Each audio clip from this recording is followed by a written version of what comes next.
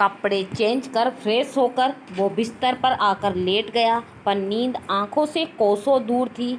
शादी के बाद से अभी तक उसने एक बार भी माही को ठीक से देखा भी नहीं था।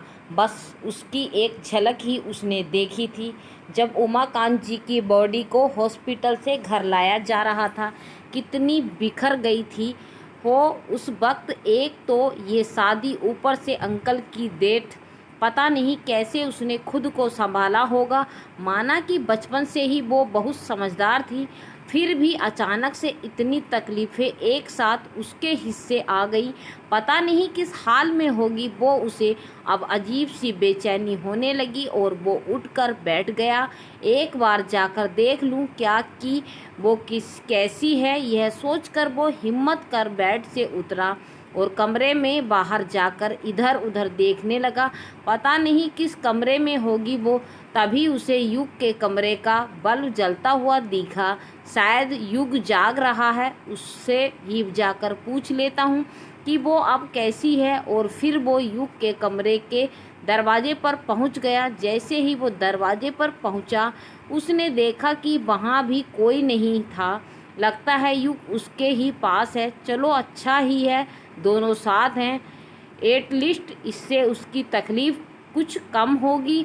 यह सोचकर वो वहाँ से जाने लगा। तभी उसे एक हल्की सी सिसकी सुनाई दी। वो पलट कर देखा तो उसे बिस्तर के दूसरे साइड पर माही के बाल दिखाई दिए। यह देख उसके मन में एक पल के लिए कुछ अजीब सी फीलिंग आई। ओहो, तो वो यहाँ हैं। और फिर पलट कर वो वहाँ से वापस जाने लगा, पर लग रहा था जैसे किसी ने उसके पैर जकड़ लिए हों। उसे वहाँ से जाया ही नहीं गया। और फिर वो वापस से पलटकर उसकी तरफ खुद ब खुद बढ़ने लगा। पास आकर उसने देखा कि वो वहीं ज़मीन पर बैठे बैठे ही सो चुकी थी। शायद नींद पड़ने से पहले वो रो रही थी, क्योंकि चेहरे पर आंसू के सूखने के निशान थे। रोने की वजह से माही का चेहरा पीला पड़ चुका था और होठों पर भी पपड़ी पड़ चुकी थी। यह देख कार्तिक का दिल बुरी तरह कचोट उठा। उसने हाथ बढ़ाकर उसके चेहरे पर सूखे हुए आंसुओं को पोंछना चाहा, पर फिर उसने अपने हाथ रोक लिए। सॉरी माही, सॉरी। कभी नहीं सोचा था कि मैं तुम्हारे आंसुओं का वजह बन जाऊंगा। ये सब जो भी हुआ, चाहते हुए भी मैं कुछ नहीं रोक पाया। ना ही अंकल को बचा पाया और ना ही इस शादी को रोक पाया। और फिर सब कुछ गलत होता चला गया। जानता हूँ इस रिश्ते में कुछ भी सही नहीं है। किसी को भी इससे कोई खुशी नहीं मिलने वाली। दिल में कोई और हो तो किसी और से रिश्ता नहीं निभाया जा सकता। ज़िंदगी अजीब हो जाती है सबकी। और मैं नहीं चाहता कि तुम इस अजियत का हिस्सा बनो। इसीलिए मेरी तरफ से तुम बिल्कुल आज़ाद हो। वो धीरे से बोला और फिर जल्दी से वहाँ से निकलकर अपने कमरे में आ गया। माही वहीं नीचे बैठे बैठे सो गई। जब उसकी नींद टूटी तो देखा सुबह हो चुकी थी। फ्रेश होकर वह बाथरूम से निकली तो उसकी नज़र सामने आईने पर पड़ी। मांग में सिंदूर देखकर उसे रात की सारी बात याद आ गई। एक दर्द की लहर चेहरे पर आ गई। पता नहीं अब आगे क्या होगा। उसने नीचे आकर देखा हाल में सब उदास बैठे हुए थे।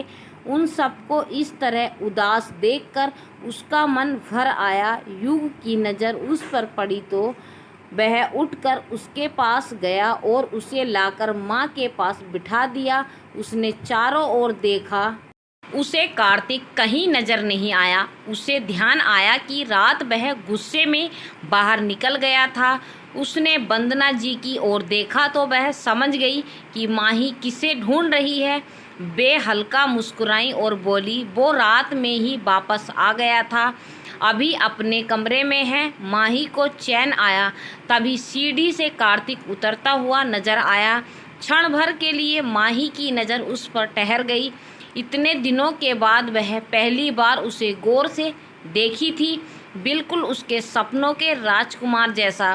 कार्तिक का अट्रैक्टिव लुक माही के दिल में बस गया। वो उसमें खोई हुई थी कि वो उसे वंदना जी की आवाज़ सुनाई दी। ये क्या है कार्तिक, तुम कहीं जा रहे हो? कार्तिक, हाँ मॉम, मैं लंदन वापस जा रहा हूँ। अमरेंद्र जी, पर तुम तो अकेले अगले सप्ताह जाने वाले थे। कार्तिक, हाँ, पर अब मैं यहाँ और नहीं रुक सकता। वंदना जी, पर बेटा अभी तो तुम दोनों के कई रस्में बची हुई हैं। कार्तिक गुस्से में, मॉम, मैं रात में ही बोल दिया था कि मैं इस शादी को नहीं मानता। और हाँ, जब मैं वापस आऊँ तो मेरा कमरा वैसा का वैसा ही रहना चाहिए। उसे डर था कि कहीं उसके जाने के बाद मॉम डैड उस लड़की को मेरे कमरे में ना रहने को भेज दें। वह बचपन से ही थोड़ा जिद्दी और गुस्से वाले नेचर का था। अपना सामान और कमरा किसी के साथ शेयर नहीं करता था।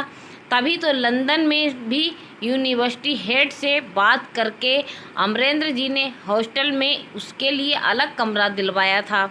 उसका कोई रूममेट नहीं था। वंदना जी, तुम्हारे मानने या ना मानने से क्या होगा?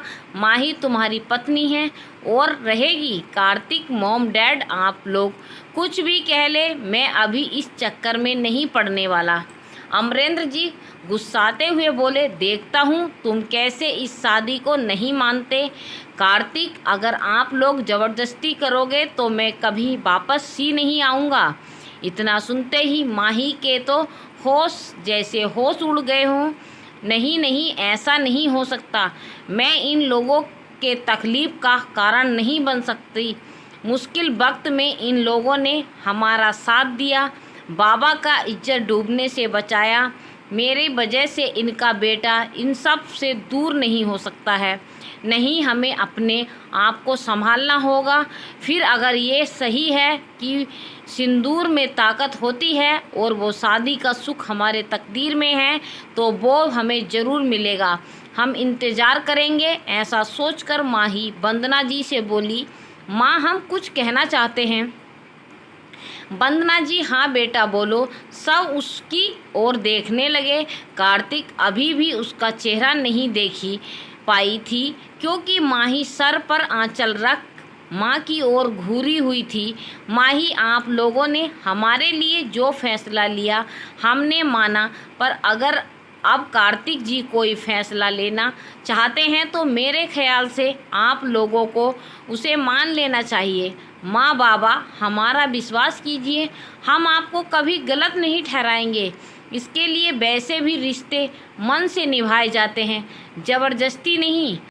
और अगर यह रिश्ता नहीं रहा तो आप हमें अपनी बेटी के रूप में हमें स्वीकार नहीं कर सकते। इतना कहकर वह अपना मंगलसूत्र उतार कर कार्तिक की ओर बढ़ा दिया। आप हमसे आज़ाद हैं।